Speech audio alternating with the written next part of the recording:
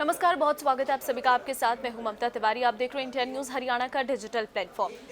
हरियाणा भाजपा के नए प्रदेश अध्यक्ष नियुक्त हो गई हैं सांसद नायब सिंह सैनी।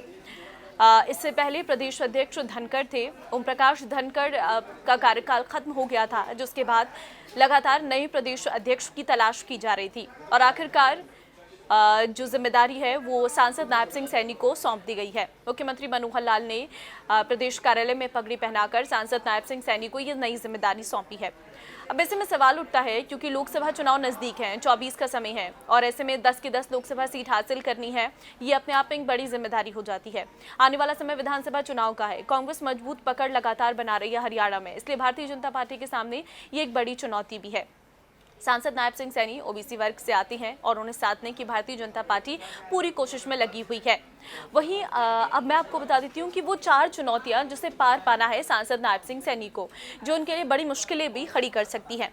सबसे पहले तो चुनौती है शहरी निकाय चुनाव। दूसरी चुनौती है लोकसभा चुनाव में 10 सीटों का जीतना। तीसरी चुनौती है तीसरी बार राज्य में भाजपा की सरकार को लाना। चौथी चुनौती है संगठन और सरकार के बीच विश्वास बहाली। तो ये 4 चुनौतियां जो हैं वो सांसद नायब सिंह सैनी के सामने रहने वाली है। इन 4 चुनौतियों को पार पाना है, इसलिए मुश्किलें जरूर सांसद नायब सिंह सैनी के बीच में आ सकती हैं। आपको मैं जानकारी दे दूं कि मुख्यमंत्री मनोहर लाल के काफ़ी खास माने जाते हैं सांसद नायब सिंह सैनी। और आपको ये भी जानकारी देते कि उत्तर हरियाणा से लेकर दक्षिण हरियाणा तक पार्टी के सभी कार्यकर्ताओं को साथ लेकर चलने की बड़ी परीक्षा से गुजरना उन्हें होगा। केंद्रीय मंत्रिमंडल में जब बदलाव की चर्चाएं शुरू हुई थी, तब नायब सिंह सैनी का नाम प्रधानमंत्री नरेंद्र मोदी की कैबिनेट में भी चला था और उनके सबसे बड़े पैरोकार स्वयं मुख्यमंत्री मनोहर लाल हैं। भाजपा में मनोहर लाल जब संगठनात्मक काम करते थे, तब नायब सिंह सैनी उनके कंप्यूटर ऑपरेटर थे। मुख्यमंत्री का भरोसा जीतते हुए नायब सैनी ने कंप्यूटर ऑपरेटर से लेकर पार्टी के प्रदेश अध्यक्ष तक का सफर आसानी से तय कर लिया है। अब पार्टी में उनकी चुनौती जो है वो शुरू हो गई है। एक बड़ा कार्यक्रम जो है वो रखा गया, जिसमें सांसद नायब सिंह सैनी को जिम्मेदारी सौंपी गई है।